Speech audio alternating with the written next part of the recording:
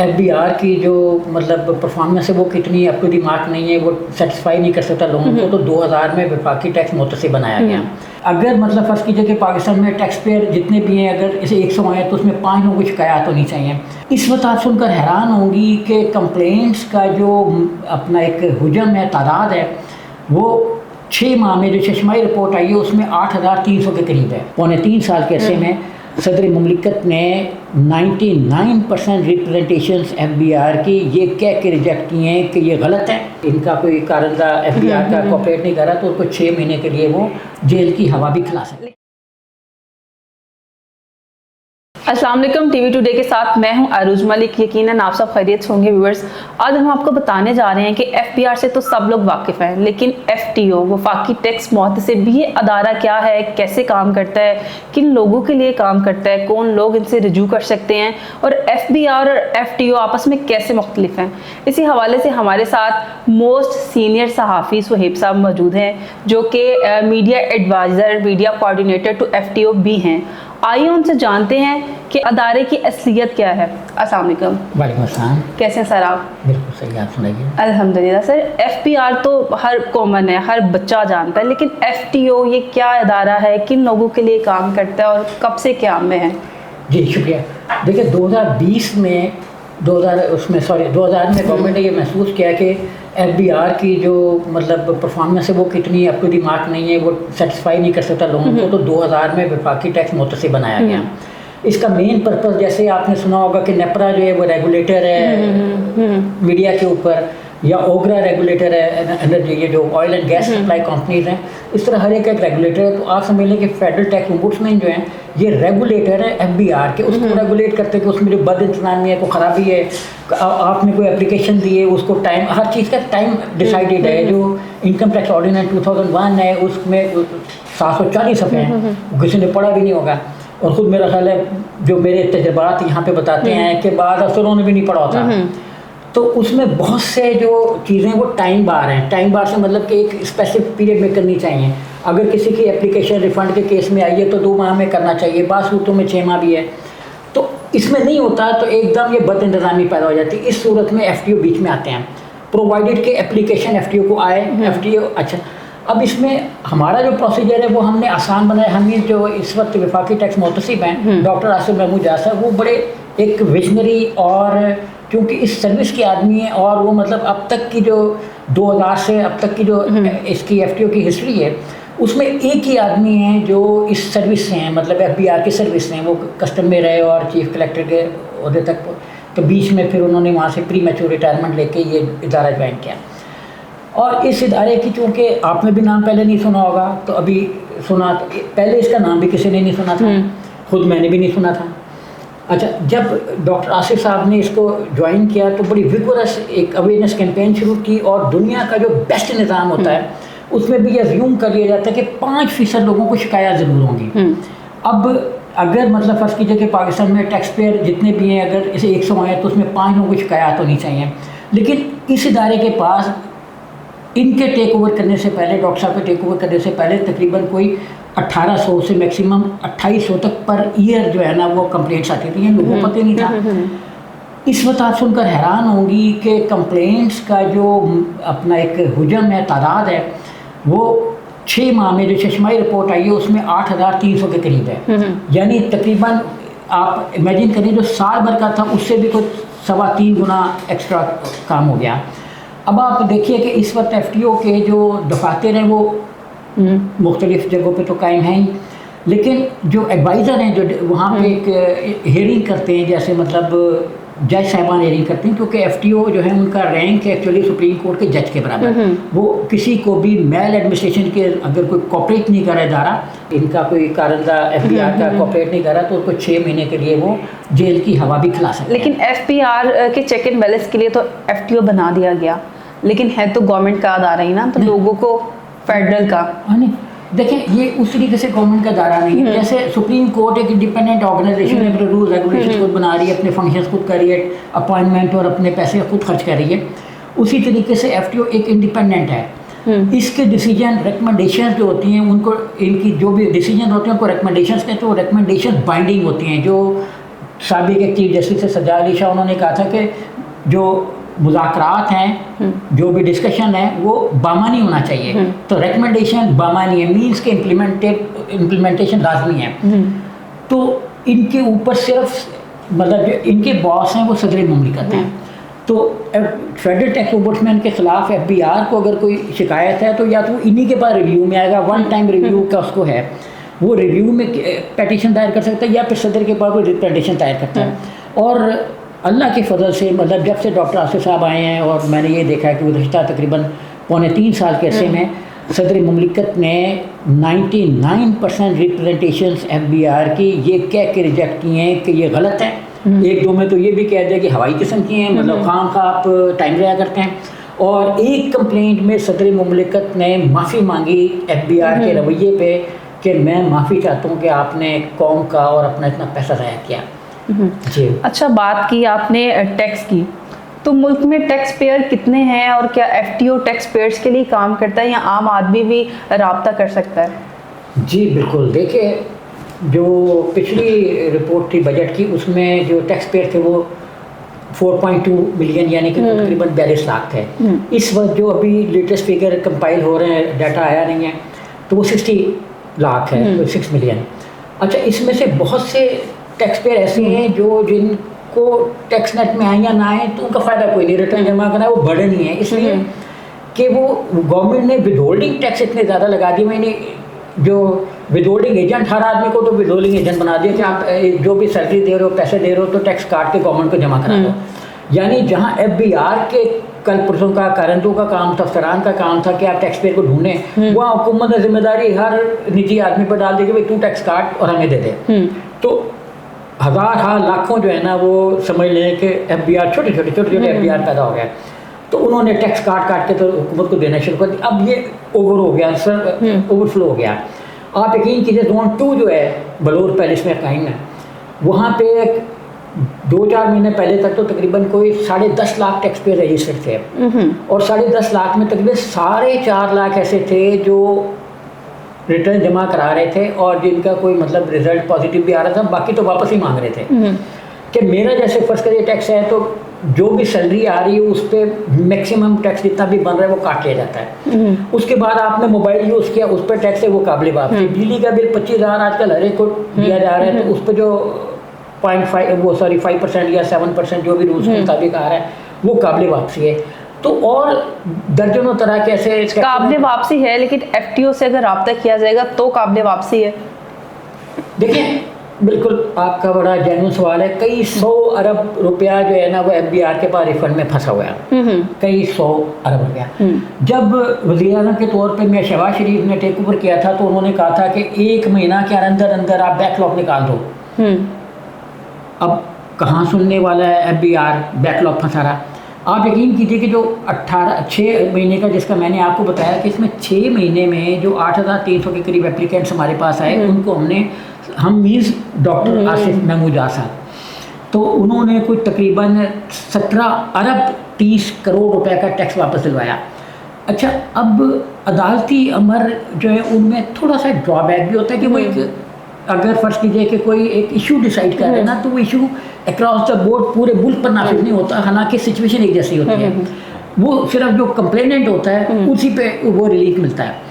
अब जैसे मैं आपको एक एग्जांपल दूंगा कि सर्विस सेक्टर में बहुत ज़्यादा लोग रखे जा रहे हैं। गवर्नमेंट के लिए, सेमी गवर्नमेंट के लिए, ऑटोनोमस बॉडीज़ के लिए बड़ा आसान है, सर्विस सेक्टर में रख लेते हैं, फ़ंड भी ज़्यादा होते हैं तो, और उसमें से वो रख के तो खर्चे करते हैं। अच्छा, सर्विस सेक्टर में नॉन जो फाइलर हैं उनका टैक्स बाज़ सूरतों में 40% तक एक्सीड कर जाता है, 40%।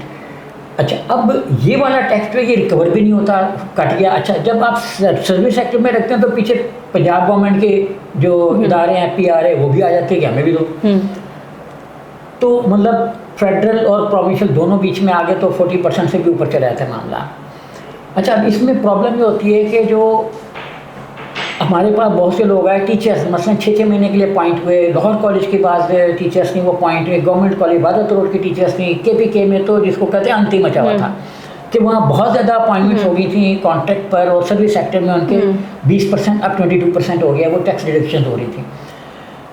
फिर मैडम जब एफटीओ के पास कंप्लेंट्स आना शुरू हुई तो डॉक्टर साहब ने इसको बड़ा विगोरसली और बहुत सीरियसली लिया और अवेयरनेस कैंपेन्स टीचर्स में शुरू की, तो वो उनको रिलीफ मिलना शुरू हो गया। फिर वो हम मीन्स डॉक्टर आसिम मुजा फेडरल डायरेक्टर मूवमेंट उनकी वो मतलब एक सफ़ीर बन गए। देखिए जिसको रिलीफ मिला उसने आगे बताया, फिर उसने आगे बताया, तो वो भी एक अवेयरनेस का एक तरीका बना। तो अब मसलन जैसे एफटीओ ने बड़ा एक विगोरस कैंपेन शुरू करी, तो उससे कि बिजली के बिलों पर जो टैक्सेस हैं वो गलत हैं, और उस पर फिर उन्होंने कहा कि मसलन एक्साइज इलेक्ट्रिसिटी ड्यूटी जो है वो पुराने एक्ट के तहत लगी जब ये जो पंजाब है ये मगरबी पाकिस्तान का हिस्सा हुआ करता था और ईस्ट और वेस्ट दो पाकिस्तान के पोर्शंस थे। तो लेकिन एक्ट वही नाफिज था थोड़ी सी अमेंडमेंट के बाद। अच्छा, उसमें ये लिखा हुआ था कि जो इलेक्ट्रिसिटी ड्यूटी वो एनर्जी जनरेशन के लिए इस्तेमाल होनी है, लेकिन इलेक्ट्रिसिटी ड्यूटी जो कंपनीज हैं एनर्जी की वो दे ही नहीं थी पंजाब गवर्नमेंट को। देंगी तो पंजाब गवर्नमेंट को जो टैक्स ये एनर्जी ड्यूटी इलेक्ट्रिसिटी ड्यूटी मिल रही थी वो इस्तेमाल करता है बिल की पेमेंट्स में। ये दूसरे सूबों में भी था। अब आप यकीन कीजिए सिंध गवर्नमेंट ने एफटीओ साहब को बताया कि जी 21 बिलियन रुपीज़ हैं जो इलेक्ट्रिसिटी ड्यूटी में एनर्जी कंपनी ने रखे में दिए नहीं हैं। फिर इस पर कमेटी बनी, लार्ज टैक्स पेयर यूनिट में कमेटी बनी, अब इस पर काम हो रहा है और मे बी के जो बिजली के बिलों पर टैक्सों में कुछ है वो रिफाइन हो। फिर इन्होंने एक और बड़ा जिसको कहते हैं सुथरा काम किया, वो ये कि मेडिकल कॉलेजेस में आपको पता है डॉक्टर 1 करोड़ रुपए में पहले पढ़ रहा था, अब 2 करोड़ में पढ़ेगा क्योंकि फीसें जो वो डीरेगुलेट हो गई। और ज़ाहिर है हर आदमी जो है वो अपने जो खर्चे हैं उसको देख के ही वो फीस का तयन करता है कि अब डॉक्टर जो वहाँ पे टीचर बाद अस्पताल में बड़े महंगे, एक डॉक्टर है वो 3 करोड़ रुपए लेता है, कितना टैक्स देता है मुझे नहीं पता, लेकिन देते 3 करोड़ रुपये है। अच्छा, अब और मतलब 2-2 लाख के तो शूज़ पहन रहे होते हैं बाद जिसने 3 करोड़ लेना है उसने शूज़, फिर जाहिर ही बात है 2 लाख के भी सस्ते हैं वैसे तो। और मेरे बेटे को जब उसने प्राइवेट सेक्टर में कह रहा था तो प्रॉब्लम ये होती थी, वो रोज आके कहता था वो ये तो वो उसको कहते थे यार फराश तू तो यही जो शूज़ हैं ये तूने पिछले महीने भी पहने हुए थे, मैं तो देखो जी आज 2 हफ्ते बाद बदल देता हूँ कि तुम 3 करोड़ ले रहे हो, वो बेचारा तो 30 लाख दे रहा है। अच्छा, तो अब मेडिकल कॉलेज पे जब इन्होंने लिया तो उसमें 5-6 तरह के बड़े लूपहोल्स आए। अच्छा, चूँकि ये डॉक्टर असद साहब टैक्स के आदमी थे तो उनको पता था कहाँ क्या ख़राबी पैदा हो सकती है। अब यहाँ पे ये ख़राबी पैदा हो रही थी कि नंबर 1 जैसे कुछ इदारे थे 27 का इन्होंने जब इनिशियली किया तो कुछ इदारे ऐसे थे जिन्होंने नॉन प्रॉफिट ऑर्गेनाइजेशन का लिया हुआ था। नॉन प्रॉफिट ऑर्गेनाइजेशन की जो लॉ में डेफिनेशन है वो ये कि आप जब ये सर्टिफिकेट ले लेंगे तो आप सिर्फ उस मनी को पे टैक्स बचा सकते हैं जो आप किसी की वेलफेयर पे खर्च करें।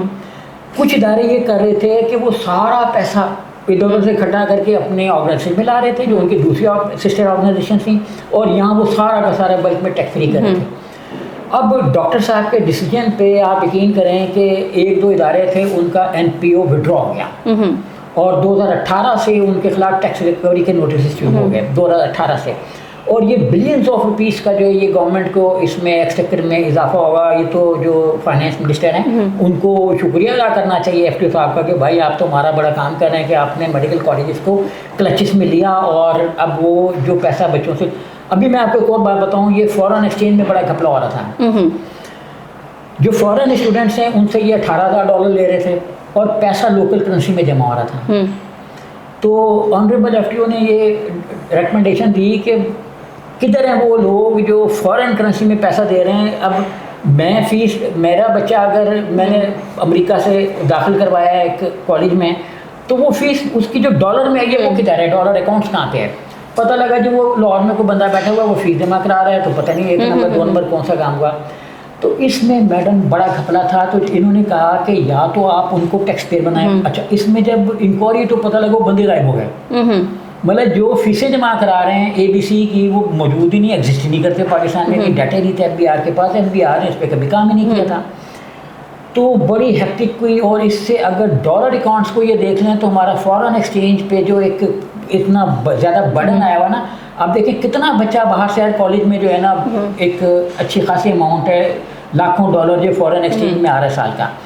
इसको अगर कंपाइल इकट्ठा करें तो पूरे मुल्क में कितना बन जाएगा। इस चीज़ को गवर्नमेंट को चाहिए कि एफटीओ का जो ये इनिशिएटिव था, हमारी रिकमेंडेशन मौजूद है और काम हो रहा है।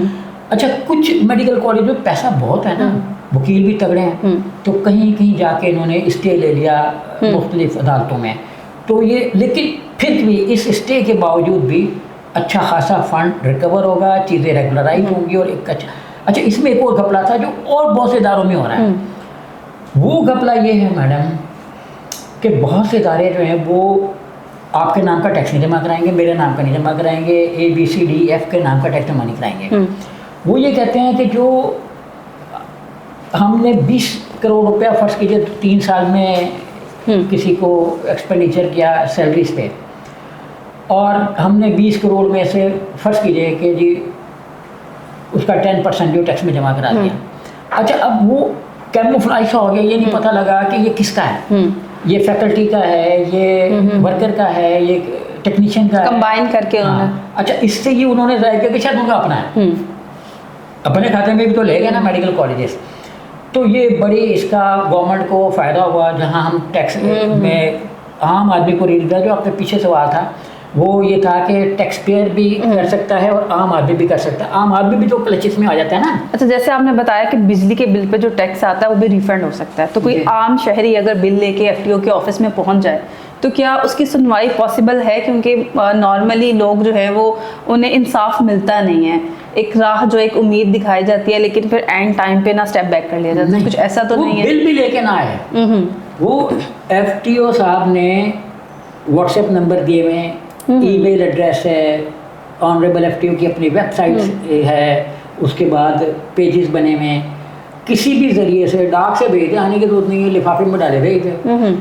अच्छा, यहाँ इतना एक जिसको कहते हैं ना कि day to day time factor है कि मसलन हम यानी कि जो एफटीओ के कुछ सपोर्टिंग स्टाफ है वो 65 डेज़ में एक डिसीजन होना चाहिए, और लेकिन जब से ऑनरेबल एफटीओ साहब आए हैं, डॉक्टर आसिफ साहब, उन्होंने ये टाइम घटा के 65 की जो लीगल टाइम है उसको घटा के उन्होंने 40 डेज कर दिया। अच्छा, अमीर और गरीब का इम्तियाज तो नहीं है यहाँ पे कि अमीर की सुनवाई हो जाएगी? बल्कि मैं आपको बताता हूँ कि भट्टा मजदूर था जिसको एफबीआर ने रजिस्टर कर दिया, भट्टा का मालिक बना दिया, वो बेचारा उस पे था अपना सपोर्ट मनी पे गवर्नमेंट की, वो भी बंद हो गई।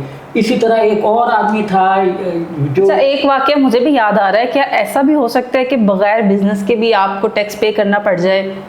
कुछ ऐसी चीज़ भी हो सकती है? जी हाँ, कुछ भी हो सकता है। पाकिस्तान है यहाँ तो कुछ भी। मसलन एक थे बलूचिस्तान में, उन्होंने बलूचिस्तान में एक कहा गवर्नमेंट को, एक बलूच गवर्नमेंट को उन्होंने एक आइडिया दिया कि आप यहाँ पे आप हमें विश हार्डरिंग के लिए हम शुरू यहाँ पे चीज़ें पैदा करते हैं, उनकी अफजाइश करके आप इसको एक्सपोर्ट करके आप बिलियंस ऑफ डॉलर्स या कम अज़ कम मिलियंस में तो कमा सकते हैं। वो उनको ज़मीन दे दी गई। जब ज़मीन दी गई तो वो ज़मीन से मतलब एरिया जो है पानी का, जब वो दिया गया तो पता लगा बलूचिस्तान गवर्नमेंट तो उसके ओनर ही नहीं है, वो तो पाकिस्तान टूरिज़्म का है। वो टूरिज़्म के पास गया, टूरिज़्म ने कहा ये थोड़ा सा क्या लेना, आप सारे की सारी ले लो। तो इसके लिए हम इसको एडवर्टाइज़ कर देते हैं। उन्होंने एडवर्टाइज़ कर दिया, वो भी ले लिया, वो भी उसको ना मिला। ये केस को तकरीबन 7-8 साल चला। फिर वो आदमी जो अच्छा मीनवाइल जो है कि बीच में और एफबीआर कूद पड़ा, मीटर के बगैर बिल जो भेजते थे उसी तरीके से कूद पड़ा। उसको मिला तो कुछ भी नहीं, ना ठेका मिला, ना ठेके से उसने कुछ कमाया। तो उसको उन्होंने 64 करोड़ 93 लाख रुपए का डिफ़ॉल्टर डिक्लेयर करके टैक्स डिमांड क्रिएट कर दी। फिर वो 64 और साथ ही अकाउंट अटैच किए तो उसने बीवी बच्चों के लिए फीसें फूसे देने के लिए रखे होंगे, 9,50,000 रुपये वो भी निकाल लिया। बाकी के लिए उसने कहा 64 करोड़ अपना 80 लाख के करीब उसने कहा ये आप हमें मज़ीद दो। फिर वो एफटीओ में आया और एफटीओ की डायरेक्शन पे फिर ये केस विड्रॉ हुआ। अच्छा, जो बच्चे पाकिस्तान का नाम रोशन करते हैं और मेहनत करके आगे आते हैं और गवर्नमेंट उन्हें अनामात जो हैं वो डिक्लेयर कर देती हैं, अनाउंस कर देती हैं कि जी इतने आपको पैसे मिलेंगे, उसमें से भी 40% टैक्स जो है वो डिडक्ट कर लिया जाता है। जी, बड़ा जुल्म ये, ख़ास तौर पे सबसे ज़्यादा जुल्म का जो इतवार बता रही है गर्म था आर्ट्स काउंसिलों में। आर्ट्स काउंसिलों की वजह से नहीं था, वो तो बेचारे सपोर्ट कर रहे थे। मसलन उन्होंने कोई किरत की मुकाबला करवाया, बच्चा फर्स्ट आया, 2 लाख इनाम अनाउंस के 40% टैक्स कट गया क्योंकि नॉन फाइलर थे। और तो अब मौजूदा सूरत हाल में 40% कट जाता, क्योंकि अब बढ़ा दिया उन्होंने। तो उनको मिलता था बेचारों को 1,20,000। तो इस पे फिर ऑनरेबल एफटी की डायरेक्शन पे बड़ी ज़बरदस्त मैंने भी कोशिश की डिपार्टमेंट में जाके, तो उस पर फिर सेक्रेटरी इंफॉर्मेशन से भी बात की। उन्होंने भी बड़े स्ट्रिक्ट ऑर्डर जारी किए कि आप सारा डाटा दें जहाँ जहाँ भी एक्स्ट्रा टैक्सेशन हो रही है। तो ओवर टैक्सेशन हो रही थी, जिसको मतलब जो आप यकीन कीजिए पीटीवी की आपकी तरह की जो कंपेयर थी, अगर वो फर्स्ट करें 50,000 ले रही हैं साल का, उनको मिल रहा है 20% उसमें से टैक्स डाल। जी 20% नहीं, बास का 40%। अच्छा, सर्विस सेक्टर में थी तो 40% हो गया, क्योंकि नॉन फाइलर हो गई। बास का 40%। तो किसी को अगर कोई छोटा मोटा काम कर रहा है, उसकी 20,000 है, तो उस पर भी 40%। उसको घर क्या लेके जा रहा है 12,000। एक नामवर गुलकार के बेटे थे तो नहीं हैं, तो उनको अच्छा इसी तरीके से जो गुलकार शायर अली बग्गा उनको अगर देने 6,60,000 तो पकड़ा दें 5 लाख, क्योंकि 1,60,000 टैक्स डिडक्शन हो गई। तो इसी तरीके से ये इन मौसीकारों पे, इन लोगों पे जो अपने फ़न का मुजाहरा करते हैं, वो एक पार्ट टाइम एम्प्लॉय होते हैं एक्चुअली। जो रूल्स कहते हैं वो ये कि आप 1 डे के लिए भी किसी की सर्विसेज को हायर कर सकते हैं, 1 डे के लिए एम्प्लॉयमेंट दे सकते हैं। तो वो इस पे फिर एफटीओ की डायरेक्शन जो थी, उन पे सदर मुमलिकत ने जो सदर आसिफ अली जरदारी साहब हैं, इन्होंने बड़े स्ट्रिक्ट ऑर्डर जारी किए कि 156 में तो अब वो जो बच्चों वाला आपने कहा ना 40% का, अच्छा 40% वो एज इट इज़ वैसे ही है या कम हो गया? ख़त्म। वो देखें प्रॉब्लम मैंने शुरू में आपको अर्ज की ना कि एक जैसे केसेस पे डिसीजन सब पे अप्लाई नहीं होते, कंप्लेनेंट पे अप्लाई होते हैं। तो वो जो हमारे पास आए, हम मीन्स ऑनरेबल एफटीओ साहब के पास, उनको तो वो रिलीफ मिल गया, और जो नहीं आए वो आ जाएं तो रिलीफ मिल जाएगा। इस वक्त भी कोई 3-4 हज़ार एप्लीकेशन ऐसी हैं जो इन इदारों की तरफ से जो इंफॉर्मेशन मिनिस्ट्री के मातहत हैं वो आ गई नहीं है, उनको कंपाइल करना है। और आप देखेंगे कि जो डॉक्टर आसिफ साहब हैं, उनकी डायरेक्शन पे मेरा ख्याल है कि 1 महीने के अंदर अंदर जो है ना ये सारे इलीगल करार पाएगी। अच्छा, मुलाजमीन में सबसे ज़्यादा टैक्स कौन पे कर रहा है? क्या उनका टैक्स रिफंड हो सकता है? जी हाँ बिल्कुल, मुलाजमीन तो सारे ओवर टैक्सेशन का शिकार हैं, क्योंकि मैक्सिमम टैक्सेशन जितनी भी है वो उनकी तनख्वाह से कट रही है। उसके बाद बाकी भी चीज़ों पे जो टैक्स दे रहे हैं, असल में गवर्नमेंट जब टैक्स लगाती है ना तो वो टैक्स एक 12 बोर की गन की तरह होता है। गोली चलाइए, अब उससे चिड़िया मरी है, कौवा मरा, मारना था किसी अकाब को तो लग गया जाके बेचारी एक छोटी सी चिड़िया को। तो वो उसी तरह होता है, ये हवाई फायरिंग की तरह होता है कि वो लगाना चाह रहे हैं किसी बिलियनियर पे, बिलियनियर ट्रांसफ़र कर देता है गरीब तरीन आदमी पे। तो वो आदमी बहरहाल एफटीओ के दरवाजे खुले हैं और वो हर चीज़ को बड़ी माइन्यूटली इसको देखते हैं कि ये टैक्सेशन जो इवन इसका जो मोटिव था वो क्या था, मतलब किन को टारगेट करना था। आप यकीन करें, मैं आपको बताऊँ कि गवर्नमेंट के डिसीजन थे अपना कि कारों पे टैक्स कम किया, 17% से घटा के 12.5% पे ले आए। और एफटीओ ने जब इस पे कार्रवाई की तो आप यकीन कीजिए 9,122 लोगों को रिलीफ मिला और उनको तकरीबन कोई 70 करोड़ के लगभग पैसा वापस हुआ। पाकिस्तान की तारीख में ऐसा कभी नहीं हुआ। इन्होंने फिर स्टील इंडस्ट्री में टैक्स चोरी जो थे मेल्टर, उनको पकड़ा तो 5-7 अरब रुपए जो वहाँ पे बचाए। इसी तरह और अपना ट्रैक्टर इंडस्ट्री के जहाँ मसाइल थे वहाँ टैक्स चोरी भी हो रही थी, दोनों चीज़ों को पकड़ा। आप यकीन करें इवन इलेक्ट्रिसिटी की जो बड़ी गवर्नमेंट की कंपनीज हैं वो भी आ रही हैं, WWF ने भी रिव्यू किया। इवन जो बड़े बड़े मगरमच्छ हैं एप्टमा के वो भी आए, क्योंकि गवर्नमेंट ने बनाई एक सेंटर बनाया कि बिजली के बिलों पे एक्सपोर्ट ओरिएंटेड इंडस्ट्री को टैक्स बिजली के रेट में 5 रुपए की कमी कर देंगे। तो वो जो सेंटर था या सर्कल था या जो भी एक मरकज़ सा बना हुआ था वो कन्वर्ट हो गया ऑडिट के उसमें कि ये भी दो, ये भी दो, ये भी दो। सारे सनअतकार घबरा गए। फिर वो एफटीओ के पास आए, फिर एफटीओ साहब ने उस पर जो डिसीजन दिया वो इम्प्लीमेंट हुआ। मैं नाम नहीं लेना चाह रहा, आप सोच लें कि जो भी बिलियनियर है वो हो। अच्छा, फिर मैं आपको बताऊँ एक, पता नहीं आपके ध्यान में होगा ना, कि गवर्नमेंट के जो इदारे हैं ना वो ऐसे रूल्स बनाते हैं कि बिलियनियर्स को फ़ायदा हो, और मुझे तो पता भी ना हो। पिस्ता गरीब आदमी है। अच्छा नहीं, वो हम हैं ना, हम मीन्स ऑनरेबल एफटीओ। अच्छा, वो जब इन्होंने उस पर देखा कि ये जो टैक्सों की एडजस्टमेंट है वो गलत हो रही है, मसलन इन्होंने एक रूल बना दिया जो मुझे तो नहीं पता लगा, वरना मैं भी करवा लेता। तो रूल ये बनाया कि आदमी अपने जो ज़्यादा टैक्स दे दिया है, यानी रिफंड जो उसका बन रहा है उसका खुद ही तयन करे और खुद ही अगले साल के टैक्स में एडजस्ट कर ले। डॉक्यूमेंटेशन वगैरह कोई आईआरएस पे हो रही है ना डॉक्यूमेंटेशन, आईआरएस पे एडजस्ट कर ले, फाइल करे मेरा टैक्स इतना बन रहा था तो मैंने इतना दे दिया था, मुझे मेरा रिफंड की रकम बन रही थी 2 अरब रुपया, तो 2 अरब रुपया में अगले साल के टैक्स डिमांड में एडजस्ट कर रहा हूँ। आप यकीन कीजिए एलटीओ में 37 बिलियन की टैक्स एडजस्टमेंट हुई, आरटीओ में थोड़ी हुई, वहाँ करोड़ों में हुई, 10 करोड़ थे वहाँ पे 50-45 करोड़ के। इसके बाद सीटीओ था जहाँ पे कोई तकरीबन 3.5-4 करोड़ की एडजस्टमेंट हुई। सीटीओ में ज़रा कॉर्पोरेट सेक्टर है, एलटीओ में एल है ना लार्ज टैक्स पेयर यूनिट, तो वो इसलिए है। अच्छा, अब बैंक्स थे 3-4, उन्होंने कई अरब रुपया करवाया। जो भुट्टो के ज़माने में 22 ख़ानदान मशहूर थे, उनमें से भी 2-3 ख़ानदानों ने पैसा एडजस्ट करवाया और बहुत, और उसमें मेरे जैसे आम आदमी भी थे। अच्छा, गंगा रामिया हॉस्पिटल और देहात में जो गुर्बत के खात्मे के लिए अदारे हैं वो भी टैक्स की मद में हैं, तो क्या एफबीआर जीत गई या एफटीओ जीत गया? हाँ देखिए, इन इदारों को बास चीज़ों पे रिलीफ है, एनपीओ की लाइसेंसिंग है, बास पे नहीं भी है। अच्छा, बाद इदारों को पता भी नहीं है। मसलन पंजाब रूरल सपोर्ट प्रोग्राम है, ये पूरे पंजाब में गुर्बत को मिटाने पे काम कर रहा है, रूरल में देहात में काम कर रहा है।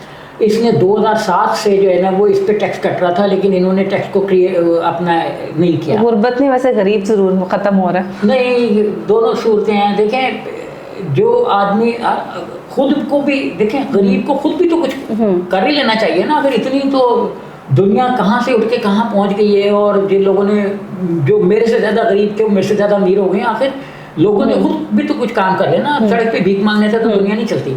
अच्छा, बहर का सवाल। अच्छा, अब उसमें ये कि जब poverty reduction Punjab rural support programme को चेक किया तो उन पर एक साल में कोई तकरीबन 20-22 लाख रुपया जो ओवर टैक्सेशन हो गई थी। उस पर फिर बड़ा विगोरस सख्त किस्म के अहकाम जारी किए डॉक्टर आसिफ साहब ने, और उस पर फिर कोई तकरीबन उनको 60% जो है, उनके पास कुछ भी नहीं था, सारी रसीदें इकट्ठी की, उनको टाइम फ्रेम दिया गया कि आप, क्योंकि हमारी जो 65 डेज़ की थी और उसके बाद इम्प्लीमेंटेशन के लिए 45 डेज़ हैं, तो उसमें थोड़ा सा उनको रिलैक्स किया गया कि आप 10-15 दिन एक्स्ट्रा ले लें। तो डॉक्यूमेंटेशन में भी इवन जो ऑनरेबल एफटीओ साहब हैं वो ये कहते हैं कि आप डॉक्यूमेंटेशन में भी साइल की मदद कर दें। यानी अमला जो एफटीओ का है वो डॉक्यूमेंटेशन में भी मदद कर रहा होता, तो उनको 60% मिल गया। मियाँ अस्पताल की कुछ मशीनरीज पर टैक्स लग गया था, और इतनी तरह की उसमें से जिसको कहते हैं मीन मेख निकाली गई। तो वो 12 ऑनरेबल एफटीओ वो हाई कोर्ट में गए, वहाँ से रिजेक्ट हो गई, वहाँ पे सस्टेन किया एफटीओ का डिसीजन। फिर वो सदर के बाद रिप्रेजेंटेशन में गए, वहाँ पे सस्टेन हुआ। तो 4-5 जगह से इस सारे मार खाने के बाद जो एफबीआर था उसने हथियार फेंक दिया। तो व्यूवर्स को बता दें, थोड़ा सा अवेयर कर दें मज़ीद कि किन किन सूरतों में एफटीओ से रब्ता किया जा सकता है, और ये 100% श्योरिटी है कि उनकी सुनवाई होगी। देखिए, ये तो रेस्ट एश्योर मैं कहता हूँ, क्योंकि मैंने तो देखा है जैसे ऑनरेबल एफटीओ साहब काम करते हैं और जैसे उनकी टीम काम करती है।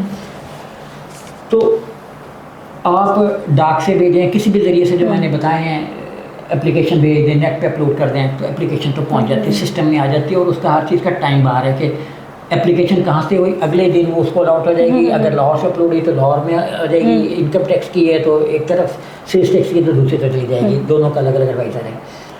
अच्छा, मसाइल बेतहाशा हैं पाकिस्तान के। मसलन एक आदमी है, वो पहले कराची में रहता था, फिर वो लाहौर शिफ्ट हो गया, उसका बिजनेस नहीं ये जो एफबीआर है वो कर रहा चेंज, जिसको दायरा कार कहते हैं ना, जुरिसडिक्शन कहते हैं, वो नहीं चेंज करता, उसमें आपको पता ही है।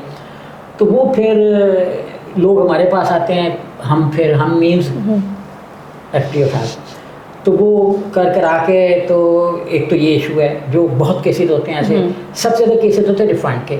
रिफ़ंड के ऐसे हैं कि बहुत ज़्यादा टैक्स जब डिडक्शन हो जाती है तो बहुत सी चीज़ों पे फैक्ट्रीज को रिफ़ंड चाहिए होता है। मतलब बिजली का बिल आपका तो थोड़ा सा आता होगा, थोड़ा 20-22 हज़ार, लेकिन फैक्ट्रीज का तो मिलियंस में आ रहा होता है। तो उस पर जो एनर्जी के बिल हैं उन पर बाद का तो रिफ़ंड मिलना मुश्किल हो जाता है। कभी वो सेक्शन 42 का सर्टिफिकेट मांगते हैं, कभी कोई और मांगते हैं, तो थोड़ा सा उनको एफटीओ में जब आते हैं तो उनको रिलीफ मिल जाता है कि हम किसी अच्छी तरीके नीचे आ गए। अच्छा, अब इसमें मैडम ये है कि तकरीबन हर आदमी ऑनरेबल एफटीओ से रिव्यू कर सकता है, क्योंकि हर आदमी, मसलन आपने गाड़ी लीज पे ली, जब गाड़ी लीज पे लेते हैं तो बैंक जो हैं या लीज करने वाला जो ऑर्गेनाइजेशन है वो जो टैक्स है वो अपने नाम से जमा करा रहा होता है, क्योंकि पेमेंट वो कर रहा होता है। तो जब गाड़ी आपको ट्रांसफर होनी होती है एक्साइज एंड टैक्सेशन डिपार्टमेंट जाके आप दोबारा टैक्स पे करते हैं। अब भी ऑनरेबल एफटीओ ने इस पे बड़ा सोच विचार के बाद एक्शन लिया और उस पे उन्होंने ये डायरेक्शन दिए कि एक टैब बनाई जाए, इसको बेहतर बनाया जाए और बैंक्स जो हैं वो ये आगे जाके बताएं कि ये टैक्स हम नहीं दे रहे, ये टैक्स जो असल परचेजर है, बायर है, जिसको आखिर में गाड़ी मिलनी है वो दे रहा है। तो अब ये बच जाएगा। ये मतलब बहुत बड़ा इशू है जो फ्यूचर और रहती दुनिया तक चलेगा।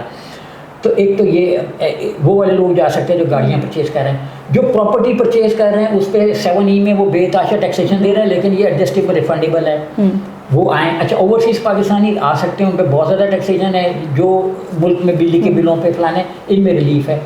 इसी तरीके से जो सिविल जो कॉन्ट्रैक्ट पर एम्प्लॉयज़ हैं वो अपनी नेचर ऑफ कॉन्ट्रैक्ट को लेके एफटीओ साहब के पास आ सकते हैं कि वो सेक्शन 153 अप्लाई होता है या सेक्शन 149 के सब क्लॉसेज अप्लाई होते हैं।